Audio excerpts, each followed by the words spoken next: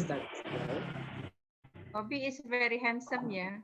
Alhamdulillah. Ya, Of course, Bu. Handsome dia. terima kasih. Oke. Assalamualaikum warahmatullahi wabarakatuh. Waalaikumsalam warahmatullahi Good afternoon, wabarakatuh. everyone. Today we are from Group 5. We'll present about syntactic linguistics as a third discrete point method. In the fifth group, there are two members. The first one is me, and the second one, Mistress Julianti. Okay.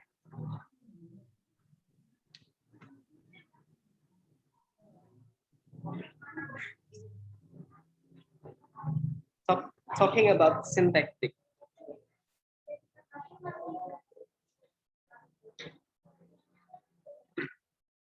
In linguistics, it refers to the rules that govern the ways in which words combine to form phrases, clauses, and sentences. It states the rules for using phrase, word, clause, sentence, and punctuation specifically to form sentences. It has to do with how words are put together to build phrases, how phrases are put together to build clauses or bigger phrases, and how clauses are put together to build sentences. Is opinion by Miller in 2002. Today's topic about phrase, word, clause, sentence, and punctuation. Phrase. Phrase is a group of words that work together to make meaning, but it's not complete and it doesn't have verb. Phrase maksudnya adalah frasa yang terdiri dari beberapa kata yang memiliki arti, namun bukan berupa kalimat dan sebagainya, bukan berupa kalimat. Contohnya, my black hen. Example, my black hen, healthy baby, a red car, a yellow car, and etc. And next about word. It is a letter or a group of letters that has meaning when spoken or written. Kata itu merupakan beberapa huruf atau beberapa huruf yang memiliki arti. Ya, ketika kita ucapkan. Contohnya di sini the example is teacher and office and pencil and way, street, car, and etc. This is about word. And the next about sentence. Sentence is a set of words that is complete and contains of subject, verb, etc. with grammatically links. Kalimat, sentence adalah sebuah kalimat dari suatu kata yang lengkap, suatu kata yang membentuk suatu suatu kalimat yang terdiri dari subjek, kata kerja, predikat, dan sebagainya. In the example, the students study at school. The students, this is the subject, study is the verb, and at school is the adverb, adverb of place, exactly. This is about the sentence, the example of sentence. And the next one is about clause. It is clause. It is a group of words that includes a subject and a verb. Clause adalah sebuah grup kata yang terdiri atas subjek dan kata kerja. For example, when she wakes up, I graduated last year. Another example, I drink. I do holiday and everything. This is the example. Clausa adalah sebuah kata yang terdiri dari kata kerja, terdiri dari subjek dan kata kerja saja. This is about clause. And punctuation is the marks used in writing represent the expression of feeling in a sentence. For example, there is a interjection. There is a I forget the name of the sign, but this is a question mark. This is question mark, interjection, and or forget the name. I forget the name. This is about the punctuation. For example, this is used. I give the example about the question mark. Well, when I make a question, so I have to it in the last sentence. For example, I give the question. Are you fasting? I have to use question mark in the last. Okay. This is about phrase, word, clause, sentence, and punctuation. Okay, the next one. From theory to practice exclusively. This is about discrete point methods. Yeah. Theory to practice exclusively. Teacher is merely handed untried and untested materials that some theory says ought to work, to often don't work at all, and teachers are left to invent curricula. It means from theory, a teacher has a theory and never tried and never tested to the students, and the teacher give the exercise to the students and test it to them, and if the curricula, if the method is work or just don't work at, so the teacher will left their curricula. And the second one is, at the same time, they are expected to perform the absorbing task of delivering it.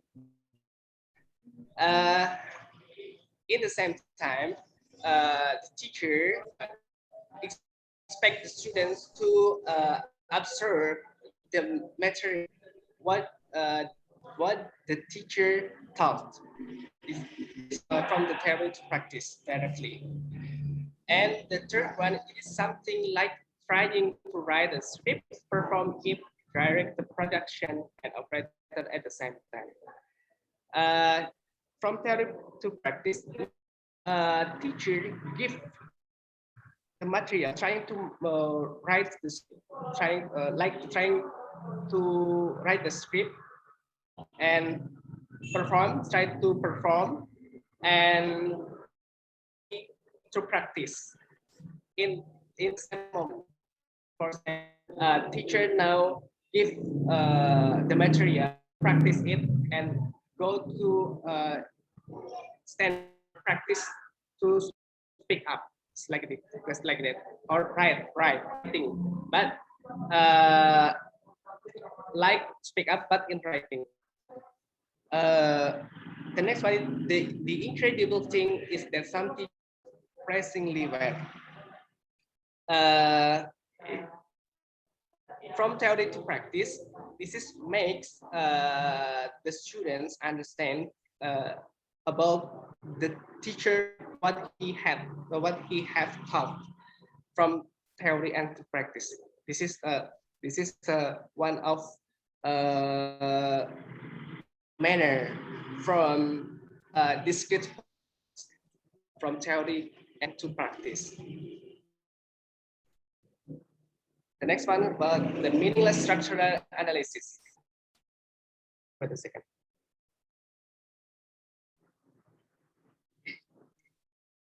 according to Bloomfield, argued that in order to give a accurate definition of meaning, we should have to have a scientifically accurate of everything in the speaker word. One, Bloomfield said that what appeared to group was the fact that the communicative use of language is systematic. If it were not, people could not communicate as they do.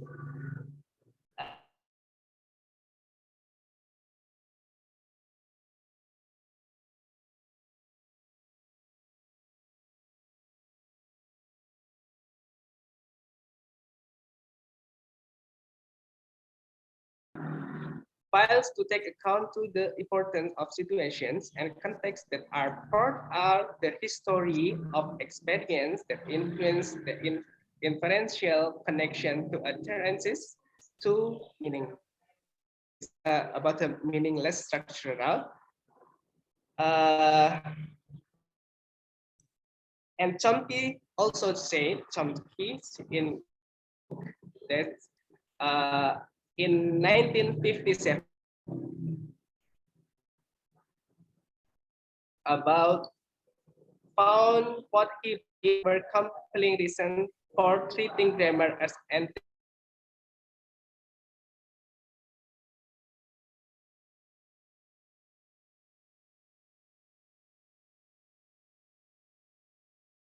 the communicative function of language was subsidiary and derivative. That language as practically governed system had its real essence, some kind inner totality. This is about the meaningless structural analysis. Now about type of text. In exercise here, some example. That is according to Lando and Friese. This is affirmative question and answer. For example, discrete point test. Wait.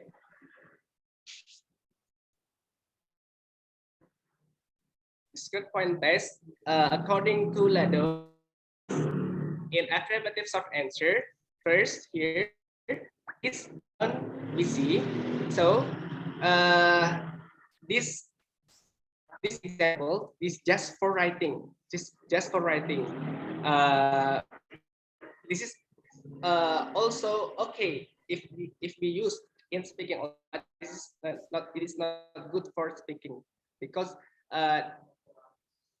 not really communicative, but this is just for writing. For example, John busy. So the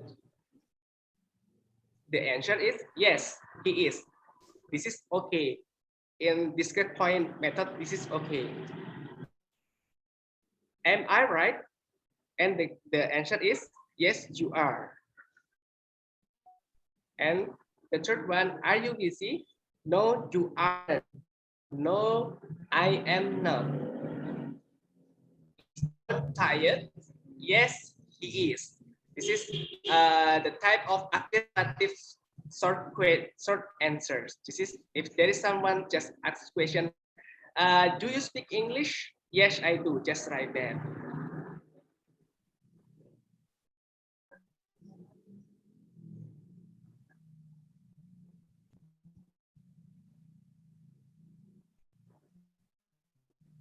The next one of types of tests. The second one is the drills of substitutions in substance. According to Paulstein and Berger in 1975.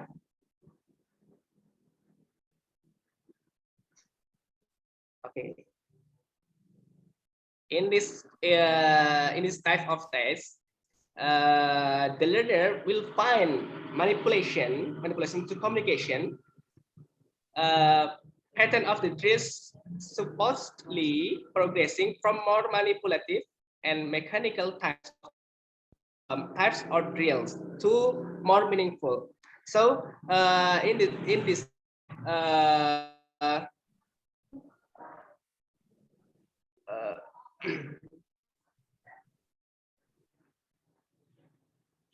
there are in this type test some question will have many manipulation uh, to make the question more other or the answer more communicative. For example, there is question box or his teeth. So the response to make it the sentence, he opened the box with his teeth. So the cue just have box and his teeth. Sometimes in just has the question just box and his teeth. So the students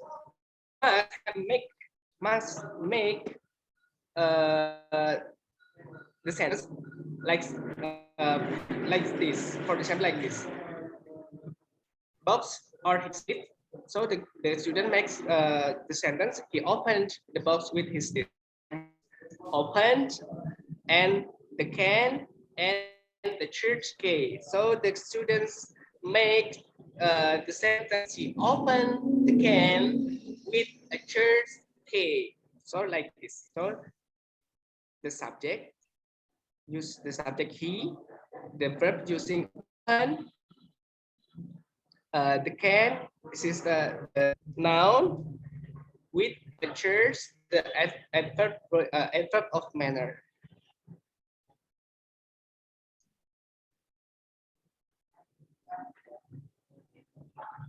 The third of the third types of tests about mechanical this. In the teaching contrast with there are the pattern with plus noun or by plus noun. He, if there is question like this, there is a question. He used the plan to go there. The response of the students. He went there by plan. So in the mechanical type of practice using by plus noun. This is by plan. Okay, and the second, he used his teeth to open it. So the response, he opened it with his teeth. So from open it to with, so using with his teeth by with plus noun. This mechanical type of practice. And about type of test about meaning according to the authors. About the cue, open a bottle. Sorry, teaching point here. Use of how and manner adverbials. The cue, open a bottle. The response using how. How do you open the bottle with the opener? Absolutely, with an opener. So we have to make a question by how do you open a bottle? Right? By using how do you, by from the cue open a bottle. And the second cues, finance a car. So using to make a question, how do you finance a car? So the answer is with a loan from the bank or by getting a loan.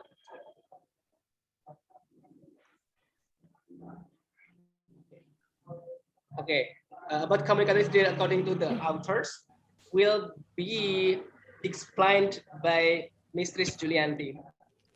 The time is yours, Mistress Julianti. Okay, thank you, my lovely friend Toby. Okay, the next slide is about communicative drill according to the author. The teaching point here is communicative use. So the teacher will ask the student to be more communicative in using word. For example, how do you usually send letter to your friends? So the student will respond by airmail or by surface mail. And then the second one is, how does your friend listen to your problem? The student will answer about patiently or with a smile. Okay, the next slide, please. Okay, now from discrete point teaching or meaningless pattern drill to discrete point testing. Discrete point teaching, particularly the syntax-based pattern drill approach. Di sini pendekatannya adalah bagaimana seorang guru akan memberikan keterangan, penjelasan tentang mengetahui apakah muridnya memahami materi yang diajarkan oleh guru. Di sini kalau discrete itu adalah penjabaran lebih terperinci, misalnya speaking, reading, about grammar, etc. And then discrete point test theories require many sub tests with of questionable validity. It is about component of vocabulary, grammar, skill, or listening, reading, and writing. Discrete point teaching di sini adalah pengajarannya secara terpisah. Misalnya guru mau mengajarkan grammar, ya grammar aja. Skill of listening saja. Jadi hanya satu-satu, nggak jadi satu sekalian gitu, nggak. Kemudian a very simple drill for practicing the recognition of distinctive differences ranging minimal breadth of word. The word they use were over in phonetic script, but are presented here in their normal English spelling. Jadi di sini guru contoh yang paling sederhana dalam memberikan tes discrete point teaching ini adalah about sound, tentang suara. How do the teacher will give the student how to pronounce or read a word. The teacher pronounce pair of words in order to make the student aware of the contrast. When the teacher is certain that the student are beginning to hear this distinctive, he can then have them actively participate in the exercise. For example, di sini ada kata yang mirip-mirip. Jadi bagaimana seorang guru memberikan apa sih perbedaan dari kata ini yang kadang-kadang secara kita sebagai pembelajar suatu bahasa akan sama aja, seperti kayak cannot. Cannot itu kalau disingkatkan can. Kalau untuk orang Inggris ngomong tuh antara can dengan can itu mirip. Jadi bagi orang awam seperti orang di luar yang belajar bahasa Inggris itu akan samar ngelihatnya. Antara less, bad dengan pen itu kan mirip-mirip. Jadi bagaimana seorang guru memberikan perbedaan dari kata ini. Dan biasanya dalam kalimat itu akan mempengaruhi artinya. Oke, the next slide. Contrastive linguistics. Contrastive linguistics contended that the difficulty pattern of a particular target language could be determined in advance by diligent and full comparison of the language of the learner with the target language. Maksudnya di sini, kalau seorang guru ingin memberikan pengajaran, dia harus mengetahui muridnya dulu. Karena kita nggak bisa memberikan langsung itu nggak bisa. Jadi harus mempelajari muridnya dulu. Karena setiap orang, terutama kayak di Indonesia tuh banyak ragam daerahnya, itu sangat mempengaruhi bagaimana dia menghasilkan suara, membaca itu sangat berbeda. Jadi harus dilihat target pembelajar dan apa yang diberikan untuk pembelajar tersebut.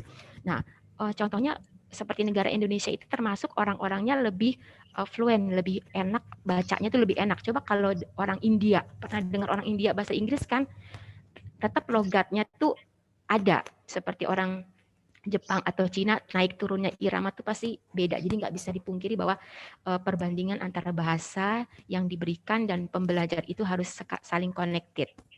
And then language test should focus on those points of difference between the language of the learner and the target language. First, the linguistic problem were to be determined by a constructive analysis of the structures of the native and target language. Nah, seperti tadi saya bilang, jadi target antara materi dengan orang yang kita ajarkan sebagai guru itu harus kita teliti. Ini termasuk salah satu yang disimpulkan oleh Lado pada tahun 1961. Okay, next slide please. Okay, discrete element of, discrete element of discrete aspect of discrete components of discrete skill. It is about a problem of number. One of the serious difficulties of a routing analytical model of discrete point testing is large number of tests. Tadi yang saya kemukakan di awal bahwa discrete teaching ini adalah seorang guru memberikan materi itu secara terpisah.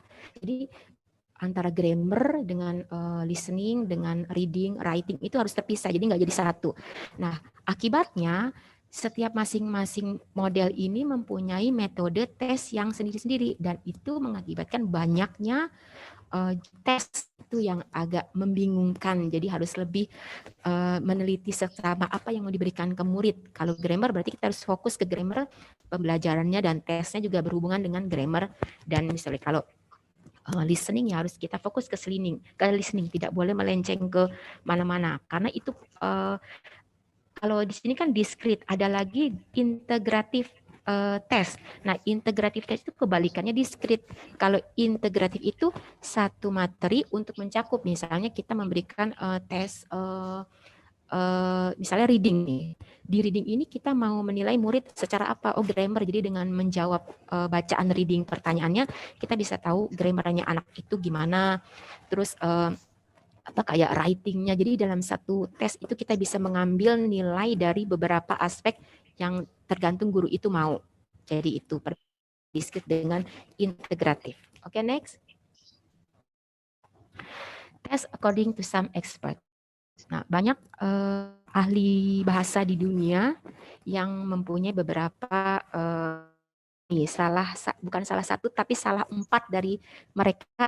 First, Lado in 1961 he said that we need to test the element and the skill separately of language ability to test the students pronunciation and in listening. Jadi kata Lado, kita harus berikan elemen atau keahlian ke murid itu terpisah. Mau kemana dulu, mau ke pronunciation atau ke grammar atau ke listening atau writing. Jadi harus terpisah, muridnya bisa lebih nangkep maksud darinya. Kemudian Pike in 1970 said that found that score on an easy test correlated more strongly with the listening comprehension subscore on the TOEFL than with the reading comprehension. SI itu lebih kuat dengan listening daripada TOEFL, bahwa dengan kalau TOEFL itu kan memang ada reading, listening itu udah mencakup semua. Jadi TOEFL itu dia tes yang bisa diandalkan. Kemudian Darnell 1968 he said that found that a closed test was more highly correlated with the listening comprehension session on the TOEFL than with any of the other subscores. Dia bilang bahwa closed test itu adalah tes di mana fill in the blank. Jadi melengkapi yang diberikan pertanyaan dari gurunya, misalnya complete the sentences by filling the blank. Jadi melengkapi isi-isian di situ. Kemudian Oler and Sterif in 1975 found that a dictation task more strongly correlated than other part of language. Dia bilang bahwa dikte itu lebih kuat, lebih bagus daripada pembelajaran bahasa lain. Yang saya tangkap di keempat ini, mereka punya definisi tes yang masing-masing mungkin bisa dipertanggungjawabkan. Setiap ahli bahasa atau guru itu punya metode yang bisa ditangkap oleh muridnya, karena satu teori bisa kita masukkan ke satu grup atau satu kelompok murid. Jadi tergantung muridnya itu. Jadi kita nggak bisa bilang ini bagus itu enggak. Jadi keadaan guru dan murid tersebut. Oke, next. Nah, basis for labeling test. Ada beberapa tes mungkin tapi hanya 5 yang saya inikan di sini, yaitu number 1 a closed test. Learner to fill in the blank. Jadi hanya melengkapi fill in the blank bla bla bla bla gitu. A dictation requires them to write down phrases, clauses or segments of discourse. Jadi hanya mendikte murid. Tapi sebelumnya harus dulu sebelum didikte. Kemudian the third is An imitation task require them to possibly replace material that is heard. Nah, sebelumnya sudah diajarkan, nah nanti guru akan membaca atau sesuatu kata dan murid itu akan imitate, mengikuti. A reading task requires the learner to read aloud. Nah, sementara diminta murid untuk hanya membaca yang. And then the last is a synonym matching test is the most popular form of task used vocabulary test. Sinonim itu mungkin hanya cari persamaan dari kata itu juga salah satu tes yang menurut aku bagus juga untuk memperbanyak vocabulary. Karena vocabulary one of the most important when we are studying other, kita nggak tahu vocabulary, nggak akan bisa ngomong. Jadi ini poin yang penting juga. Next. Okay, I think the material is finished. Thank you from group 5. If you have a question or a question, you can ask Tobe and me. Okay, thank you. Great for Toby and Lee for this project. Okay, friends, you can ask question. Yuli nerangkannya kayak dikejar-kejar kereta api. Berisik, takut diinin satpam. Takut ada mengganggu pasien yang lain, tapi enggak sih. Yeah, I know. So hurry up. Ada yang mau dipertanyakan, ada yang agak-agak itu. Aduh Yuli, nggak enak banget dia di rumah sakit ya. Semoga Pak Bu ya. Amin, amin, amin. Dan jangan kasih Bu. Naik motor-motor. Iya benar. Takut kita umurnya udah tinggi. Teman-teman silakan bertanya. Pertanyaan? Ya, karena ini kondisinya lagi di rumah sakit. Silakan teman-teman. Enggak apa-apa kok Bu. Ya, tapi jangan ribut. I have a question, ma'am. Yeah. So, short sentence, what is the discrete point method? Can you repeat again? With the brief sentence or explanation, what is discrete point method? Oke. Kumpulin dulu, tapi dicatat dulu ya? Ya, saya catat dulu Ya, discrete. Bentar. And the second question is about Lado you mentioned before in your slides. Apa nak? Lado. Iya, buang aja, nak buang.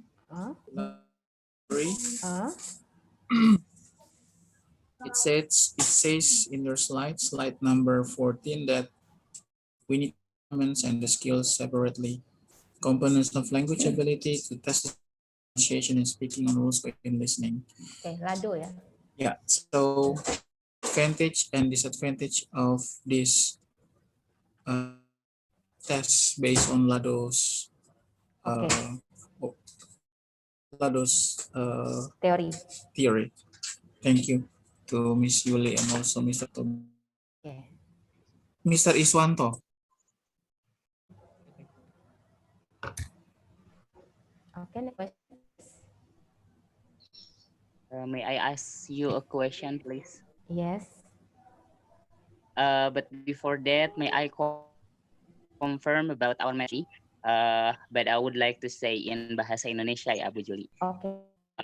Kita hari ini kan belajar tentang discrete point method. Ada dua bahan ya sebenarnya yang harus dibedakan, discrete point method sama syntactic. As we have known in Miss Yanti, the first meeting in evaluation and assessment class, bahwa yang dikatakan di discrete point methods ini adalah we can say it as a daily test. Katakan sebagai tes harian after the teacher finishing one topic of the learning ya. Nah, artinya Nah, ketika hari ini bahasan kita sintaktik linguistik as a source, artinya adalah daily test. Setelah guru menyelesaikan satu topik bahasa, tesnya adalah unsur sintaktik linguistiknya. Itu bisa jadi word, clausa, sentence, dan punctuation. Seperti itu ya, Bu. Nah, my question, ini Yes. pengalaman sih, lebih ke pengalaman. Kadang-kadang, example kita sudah membahas tentang simple past tense. Nah, ketika guru melaksanakan tes, anak itu bisa they are able to conduct a good sentence. Mereka bisa membuat sentence dalam past tense, tapi they forget to put the punctuation at the last. Misalkan ketika bentuk pertanyaan, mereka lupa untuk menyimpan tanda tanya di akhir kalimat. Nah, kasusnya saya pribadi kadang-kadang menyamakan nilai antara anak yang lupa untuk menyimpan punctuation dengan anak-anak yang sama sekali tidak bisa atau error dalam membuat sebuah sentence.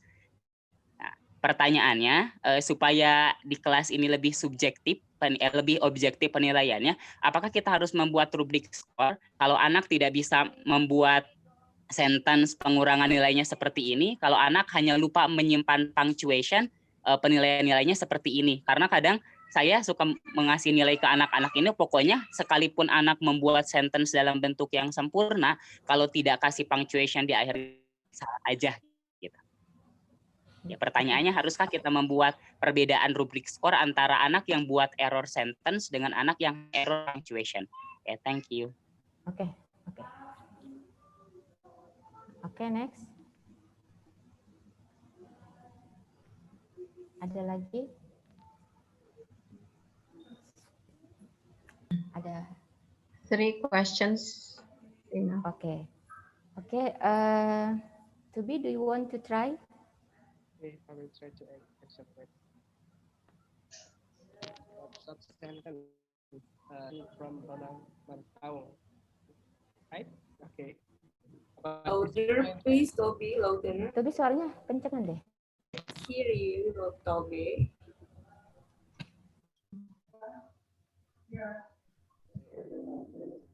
I will answer about the Ronald Martau question, the first question about the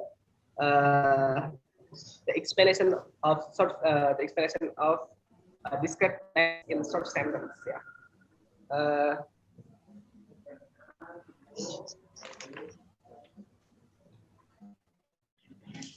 I will answer by according to Euler first. Yeah.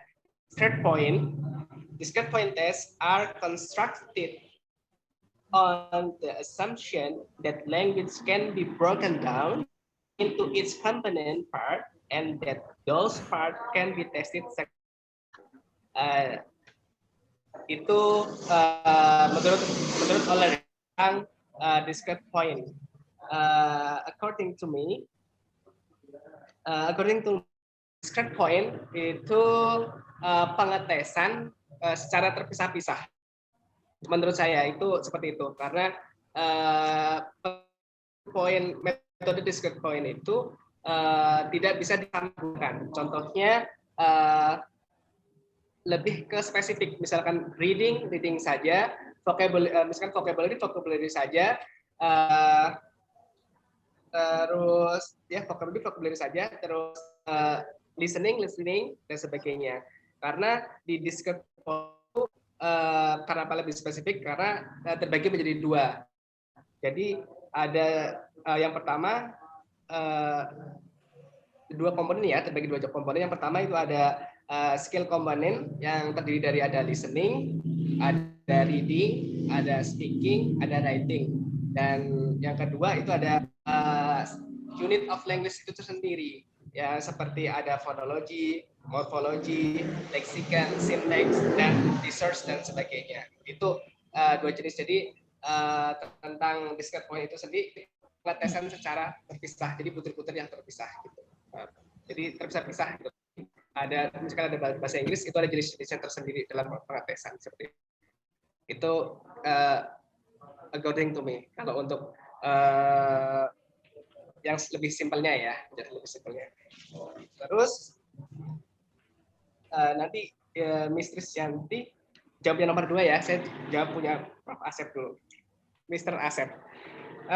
Apakah menggunakan rubrik skor agar tidak terjadi subjektif ya? Subject questionnya kayak gitu ya. Gimana caranya biar tidak terjadi subjektif penilaian ketika ada orang yang lupa, emang benar-benar anak yang lupa ketika membuat kalimat benar-benar error, atau memang lupa salah, bukan benar-benar error, atau dia kelupaan question gitu kan. Gimana gitunya kan. Nah, sebagai guru, kalau kita misalkan ngikutin aturannya, misalkan sesuai kurikulum, ya guru misalkan harus objektif dalam menilai suatu murid. Kalau guru tidak keberatan dalam membuat rubrik untuk misalkan kurang nilai setengah dalam satu kalimat, misalkan nilai satu kalimat benar setengah, kita nilai setengah, atau benar tapi masih ada yang kurang, kita mau disalahkan atau mau. Nah, itu kalau kita mau ribet silakan, tapi bagi saya objektif itu maksudnya seperti apa?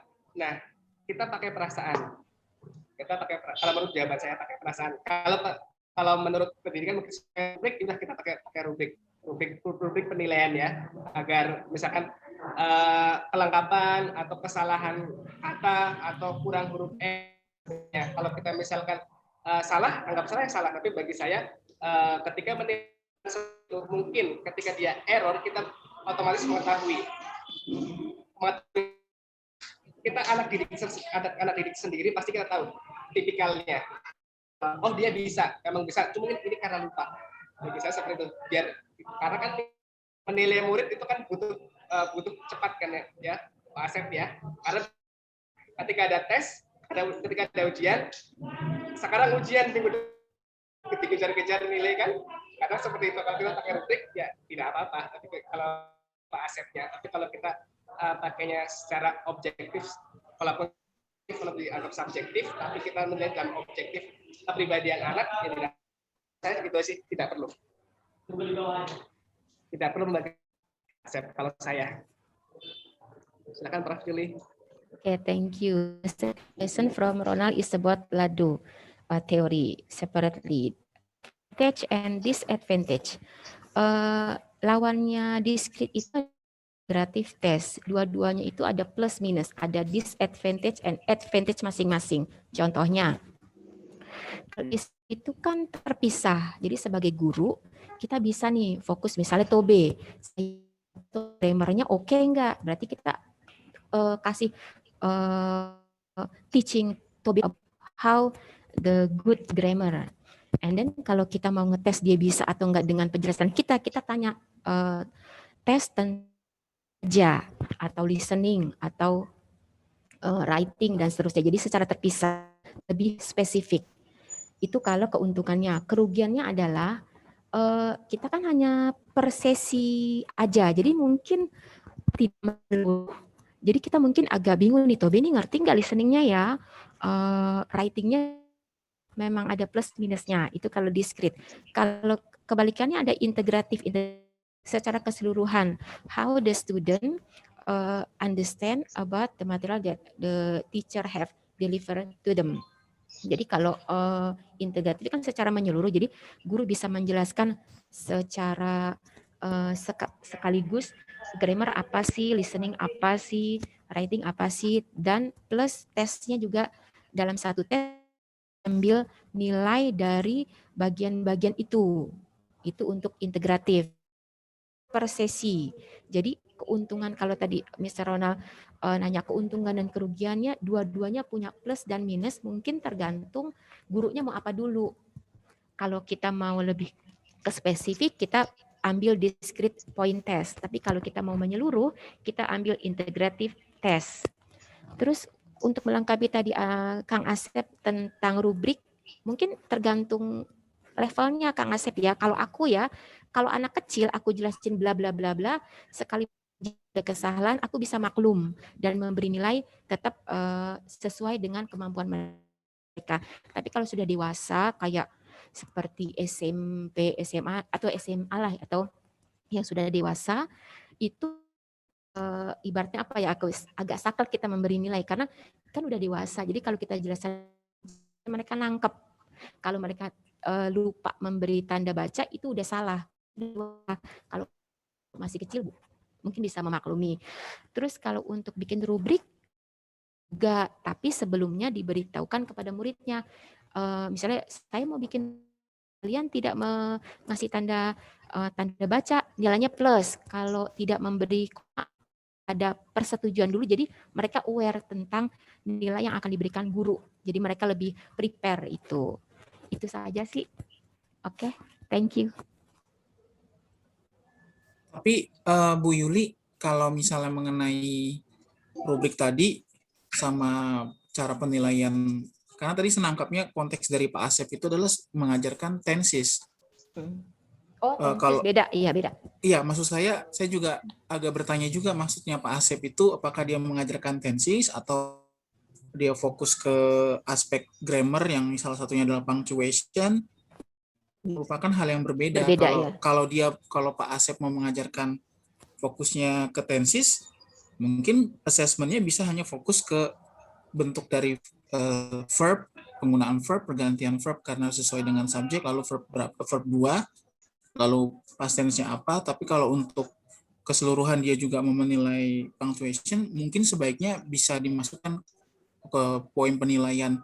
Nah, kalau mengenai usia dalam belajar bahasa atau belajar teknik penulisan, tampaknya hampir semua orang mengalami kendala. So I think if we plan to teach, this is my opinion, correct me if I'm mistaken. So if we plan to teach also about the punctuation as well as of the grammar, we need to try from the basic form of sentence. Maybe we use some like a game or quiz, and the internet has many thousands of abundance of websites which can also help us to teach the punctuation as well. So finally, when they can separate the simple sentence or simple sentence into complex or compound sentence, because punctuation must be used in the compound and also complex sentences. So I think drilling is the best way to help students, even though sometimes mistakes later on if we give a test for them. But I think punctuation can be put in the assessment when we want to maybe teach the structure of the sentence and also grammar.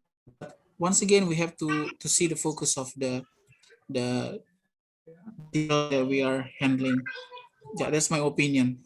Thank you so much. Okay, I agree with you about drilling. One of the most important aspect to teach is the drilling. So I just want to add the explanation, yeah. So that's why today we learned and we think and we discuss about syntactic linguistics. What is that? When we want to say something, we have to think it first. Starts from the word, phrases, words, phrases, clauses, and finally sentence. And we build sentences, again, and sentences, at least 7 sentences. We have one paragraph. So all of that, yeah, that is so as teachers, you have to learn about word, the meanings and phrases, how to build that. It becomes clauses, and after that, clauses. In one sentence, you have to have 4 clauses, and finally, you have one sentence. Together, maybe compound complex sentence.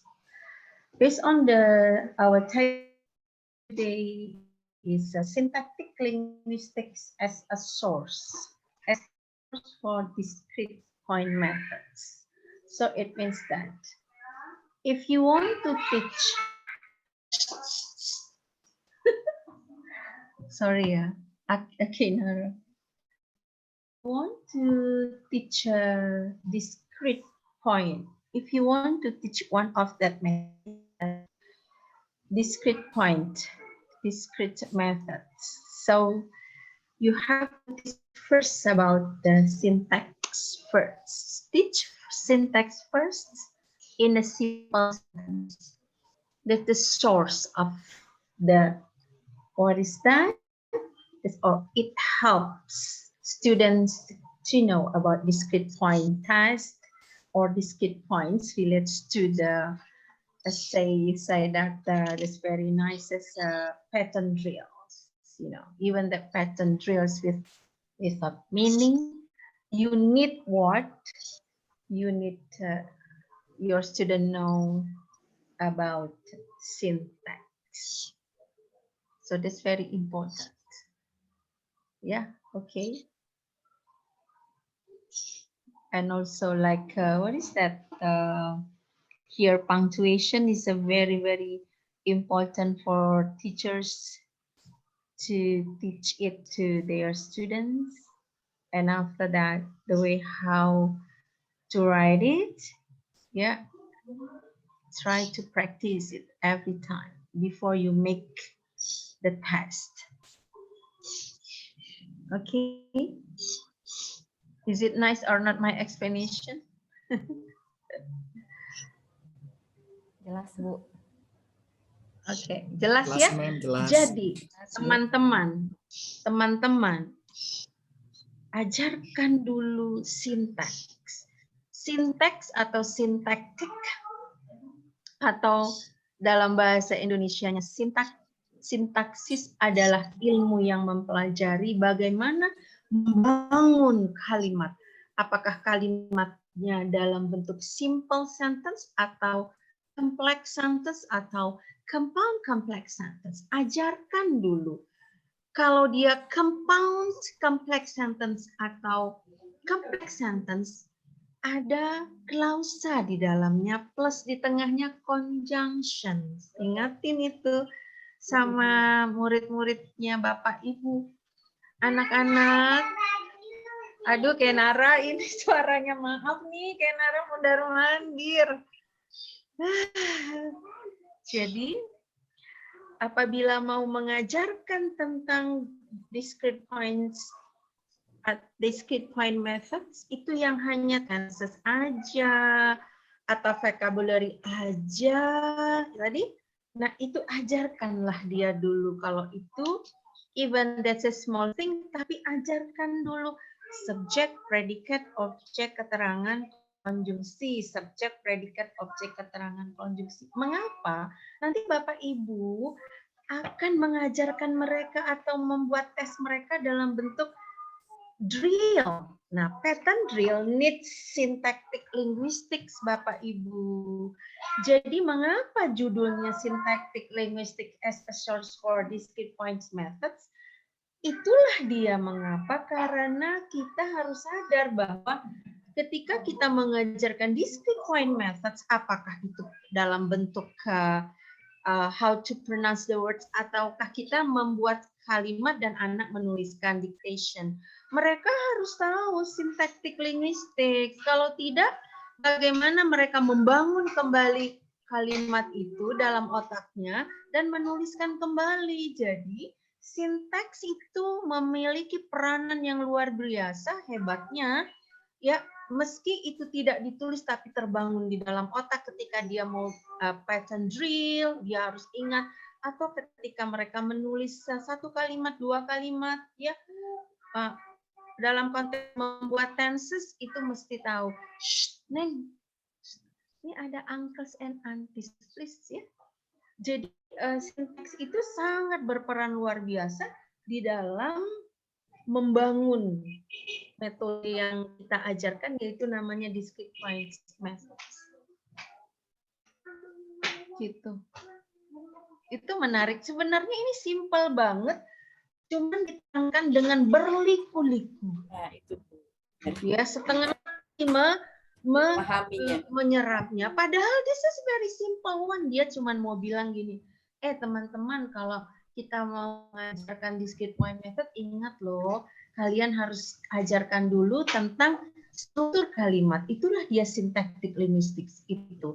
Dalam bentuk apa? Ajarkan words. Words itu apa? Itu adalah dalam lexikalnya. Umpamanya siapa? My uncle. Siapa itu? Nah, itu subjeknya. Verbnya umpamanya is working, ya. Nah, is working itu sedang apa? Itu verb phrase. Nah, itu dia. Terus in the office. In the office itu apa? Prepositional phrase dalam konteks adverbial phrase-nya. Nah, anak-anak, kalian harus bangun dan tahu ya. Atau enggak gini teman-teman, bilang sama muridnya, coba ambil cerita pendek, ya, cerita yang anak-anak umpamanya Beauty and the Beast. Kemudian kalian fotokopi dulu selembar, tentukan mana yang disebut dengan subjeknya, noun phrase sebagai subjeknya, kemudian predicate-nya atau verb phrase-nya, atau mungkin ada noun phrase sebagai objek lagi, dan kemudian sebagai adverbial phrase dalam bentuk prepositional phrase dia gitu. Dia garis, terus dia taruh di bawahnya atau dalam lain ini sebagai ini. Nah, kita lihat bisa enggak dia. Ketika mereka belum bisa, ajarkan di kelas. Terus kemudian kita mulai memperkenalkan discrete point methods itu sebenarnya dia nggak usah tahu juga ya. Tapi kita yang bilang nanti ibu akan dikte kalian ya. Kalian baca keras-keras, dengar sendiri. Nanti kalau ibu baca kalian harus dengar. Nah, harus tulis kembali. Nah, begitu mereka mau menulis, mulai masuk syntactic linguistics. Jangan heran ya bahwa dalam sebuah bunyi aja itu ada strukturnya. Jadi sintaks itu adalah cara kita mengajarkan subjek, predikat, objek, keterangan. Itu dalam simple sentence-nya, itu sintaksnya dalam simple aja. Jadi the syntax itu sebenarnya adalah suatu peristiwa kebahasaan yang ada sistematisasinya. Jadi di dalam membangun sebuah kata juga ada sistemnya, membaca juga ada sistemnya. Makanya pattern drills juga memiliki sistem. Jadi kalau kita belajar linguistik, maka judulnya enggak sinteks saja, tetapi syntactic linguistics. Karena di sini ada listening dalam konteksnya mendengar anak, yaitu apa? Apa namanya? Guru itu mengajarkan, membacakan, dan mereka menangkap, itu namanya dictation. Sebenarnya dictation itu ada apa? Bunyi, ada pronunciation guru. Jadi please catch it. And after that, make sure that is what word mereka tulis. Jadi ada bunyi mereka tulis. Nah gitu. Begitu kayanya linguistik ini. Jadi judulnya aja sintaktik linguistik, tapi yang dibicarakannya itu macam-macam teori, ya, luar biasa. Ini ada kontrastif juga, sintaktik linguistik, tapi di dalamnya kok ada kontrastif linguistik ya, gitu ya. Apanya ya? Nah, dia mau mengkontraskan dari satu bahasa ke bahasa yang lain, dan itu bersifat general. Jadi linguistik ini kan untuk orang-orang, kalian pikir ini untuk jurusan Inggris aja. Tapi kalau mau diaplikasikan ke jurusan, ini karena dasar ilmu ini bersifat umum. Linguistik itu bersifat umum. Gitu. Bagaimana teman-teman? Ini menarik banget loh, Masya Allah. I love you very much. Ya, nggak pernah kita rugi dalam belajar ini. Karena dia akan hidup terus, karena ini tidak akan habis dimakan tahun, ya, karena dia hidup aja dalam bentuk struktur. Mungkin aja kalau nanti perbedaan, ahli berpikir lagi tentang apa, ya kan? Benar. Tapi itu juga ketika kita mempelajari, aduh saya mau ikut sebuah apa, jadi Kak lupa kebanyakan ya. Saya tanya, saya teriak dulu, lupa saya.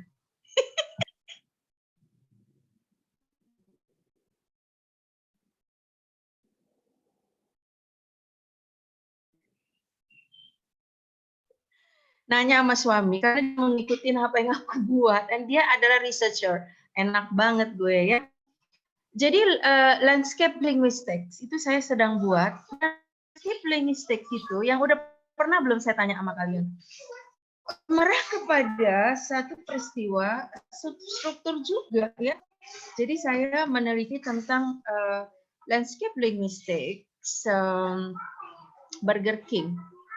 Jadi Burger King makanan itu saya teliti. Jadi saya pergi ke Burger King, saya interview mbak-mbaknya, saya foto-foto, saya baca buku. Nah, jadilah sebuah tulisan.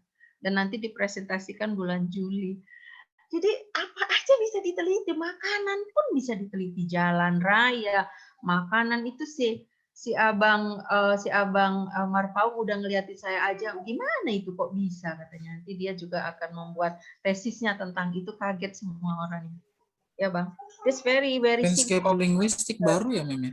Wih baru, ini baru Itu banget. yang Aku juga baru pelajari, aneh ya, aku udah pelajari. kajiannya tulisan ini Mem. Dan kemudian Penggunaan. aku udah presentasikan nanti. Baru pelajari loh. Tapi aku bisa mempresentasikan after that. Jadi cari bukunya, baca, nggak ada yang ngajarin lah. Mana mungkin ada orang yang ngajarin ya. Dan kemudian putuskan langsung ke Burger King, putuskan aja bahwa saya, oh ya, I think it's better. Karena kalau cari-cari dalam bentuk jalan raya, it's very hard. Musim pandemik ya, jadi satu aja yaitu Burger King sekalian. Waktu itu belum puasa ya, jadi udah merayap-rayap. Apa ya, research di Depok aja. Jadi kalian kalau belajar linguistik itu nggak akan mati dan tetap up to date aja dan enak banget ya, dan orang juga jarang mau belajar linguistik sini, it's very poor ya. Walaupun kalian language education, but you can learn linguistics. And Bang Ronald, you can continue your S3 in UI karena di sana linguistiknya keren ya. Siapa yang mau boleh. Oke. Iya, jadi Mas Tobi udah bagus. Yuli juga, terima kasih ya Yuli. Udah. Terima kasih Bu. Masih Yuli Tobe. Saya sangat aspirasi Luar biasa banget sekali presentasinya. melihat Yulia dalam ini papanya. Tapi beliau masih muda. Saya sadar Semangat ya Bu. apa ya, terenyuh gitu.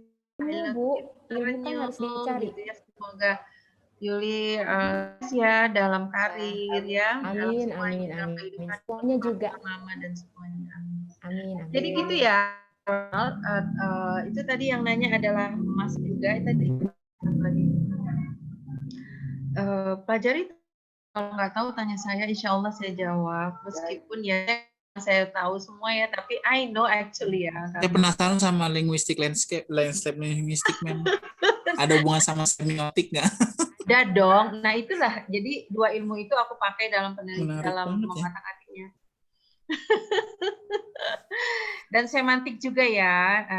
Nanti if you like ya, we can discuss ya. Dan juga bisa dibuat untuk tesis juga. Jadi jangan itu melulu, itu melulu. Ya bukan nggak boleh, boleh aja. If you don't have time, tapi kalau ada waktu, ada mampu, why not? Geser dong. Move it. Oke. See you. Gimana nih? Aku menghargai kalian. Bu, times apa? Oke, udah waktunya dan aku belum masak sama sekali. Baik, Ibu masak dulu Ibu sekarang. Pulang dari tadi belum masak, Masya Allah. Oke, thank you very much for all. Terima kasih banyak. Terima kasih, Semoga Bu. mobilnya cepat sembuh ya Bu. Ibu, Terima selamat kasih. Idul Fitri ya. Selamat Ya, Idul terima Fitri. Oh iya, Selamat lebaran Ibu. Ibu. Sampai ketemu lagi.